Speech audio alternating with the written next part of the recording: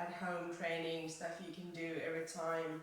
After you've trained, any kind of training that you do, this is actually very beneficial, and this will actually support you for the next time that you train. So I went for a dog walk. It sounds a bit funny.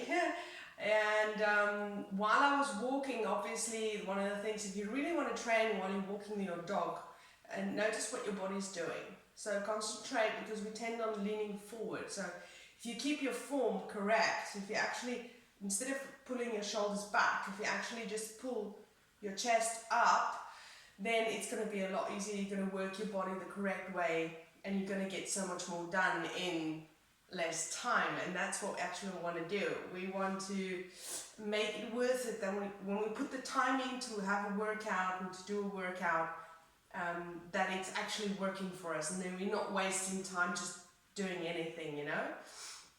Alright, so these are hyperpressives that I do. Hyperpressive serves you. For those that don't know, it's also called vacuums, abdominal vacuums, or hollowing. A lot of people call it suctions or hollowing. There's lots of names about that. And I have a tutorial on how you actually start with it. If you already know how to do it, then this will actually get you into it. And if you just want to give it a try, go for it. You can't lose a thing trying, and see how it works out. If you can't get it right and you feel you're not doing it right, comment and give me a like and comment, and I'll get back to you. And I have tutorials that actually shows you from step one what it does, and I explain to you. I have one-on-one sessions, and I can take you into groups later on as well.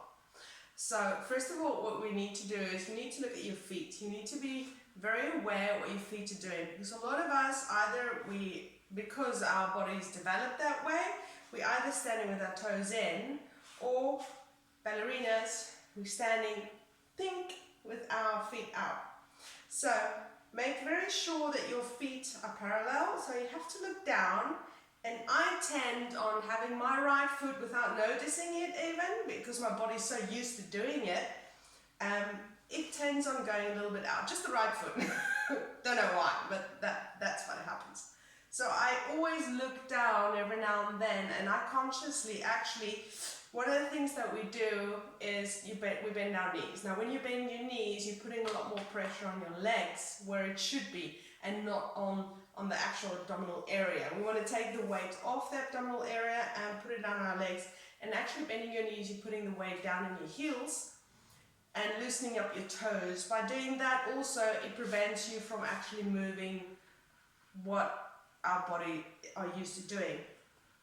Also make sure that your feet are hip width apart.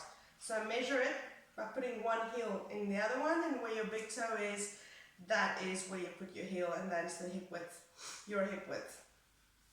If you're taller and it's uncomfortable, if you're very tall, I'm 170, so I would have my feet just a little wider, but a tad, not too much. So we're not doing a big stand, just a little bit, just for that little extra support. And make sure that you're not hollowing your back too much, so we're not overextending, but we're not actually going in either. So when you actually go down, it's just straight down. That's also very important. So I actually put my hands like this to make sure that when I bend my knees, that I go straight down. Boom. Okay, from here, inhale a couple of times and make sure you expand here. So put your hands on your rib cage. Exhale, open your mouth wide and let the air flow out. Inhale to full capacity, expanding here and here. Exhale. Always exhale a lot slower than you inhale. So inhale a little bit quicker in 4 counts. Exhale.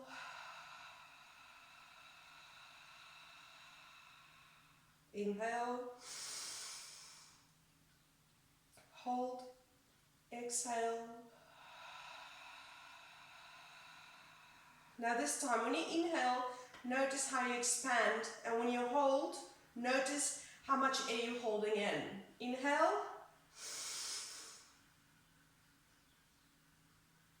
It's actually pressing against my chest, and that's good.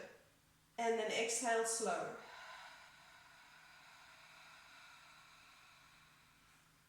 Inhale. Exhale. Okay, that's good enough. We actually, from the walking, you've warmed up your diaphragm. It does work when you do a lot of breathing exercises. That actually, because the diaphragm is moving up and down, it's like a balloon, that starts warming it up. Now, trying to get it to expand, that actually stretches it just a little bit more, okay? And that's good for your thorax as well, to loosen it up. Now, these are one of my favorite postures, and it's because the suctions are just so much easier, and it's also very good. It gets a good back stretch in there. I'm actually going to take my top off. So what you do is when you actually bend forward, make sure that you bend from the hips. So I'm not actually, you'll see my lower back, I'm not rounding. So imagine that you have a plank on your back. If you want, put a ball on your back so it doesn't fall over. And from here I'm going to separate my elbows from my body so that I can breathe a lot more over here. Okay, so I'm going to bend forward. No, I'm going to go that way. I'm going to bend forward, keeping that little hollow in my back there. So I'm not arching, but I'm keeping it there. So bend forward from your hips. You can bend your knees a little bit more.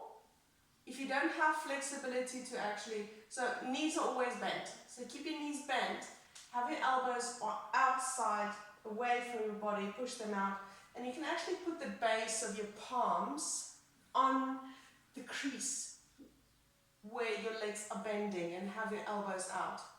So you can push there and actually lift your chest up. So from the front, your forward is push and push your chest up. So I'm straight back, actually more straight. I have a little hollow in my back. So my head's straight. And careful not to look down.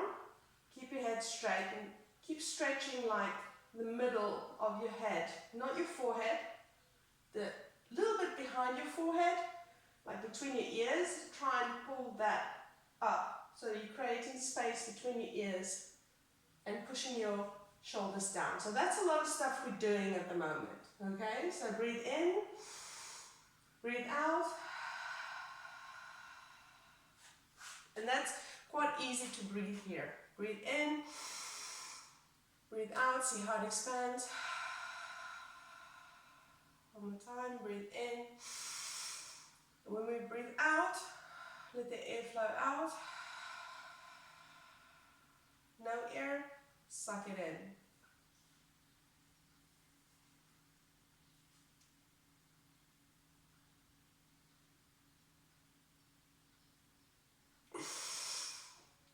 Breathe in, breathe out. Breathe in, breathe out from the side. Breathe in, breathe out, suction.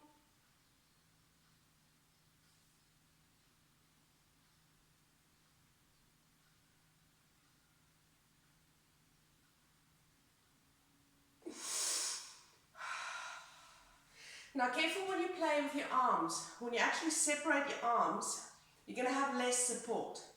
So as soon as you feel weight on your lower back, rather not do that. We don't want any weight on our lower back. Okay? So keep your back straight.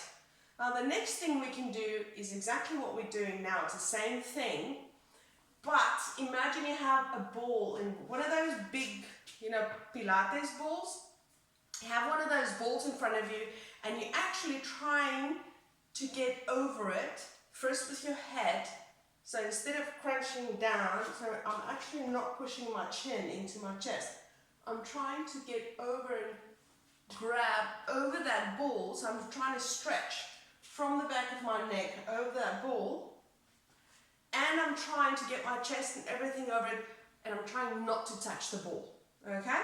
So let's try the same and trying to get over it. And you're going to feel how that that vacuum actually goes deeper, and it's a lot easier to do it as well.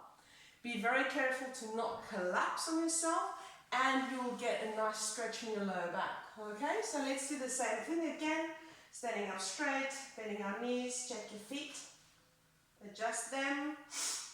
From here, I'm keeping that little hollow in my back. I'm bending forward, forward, forward, forward, putting my hands down. And when I go forward, I actually extend first my head.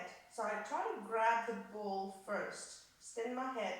Then I'm actually going over, and watch what my hands are doing. My hands are actually moving down so that I can actually go over that ball. But be careful that your shoulders don't go up. Okay, so keep opening, creating space. We don't want to press into our necks. There's a lot of nerves going in there. And we want to keep breathing.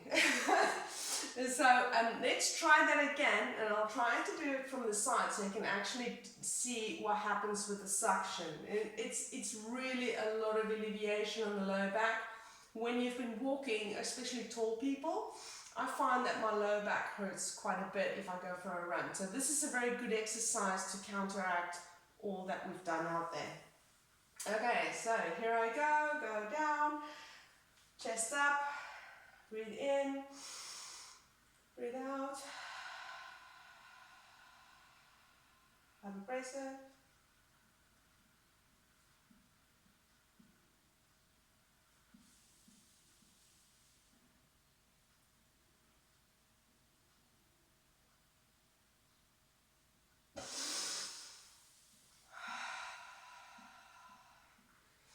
Okay, you can do that about 3 times. You can have 3 normal breaths there. You try and breathe in as deep as you can in between each of the vacuums that you do, the hyperpressives. I'm going to repeat the names in the beginning so that you can get used to it, because there's a lot of names for this exercise out there. Get used to them, and give me a like, and if there's something that you don't understand, then let me know and I'll get back to you.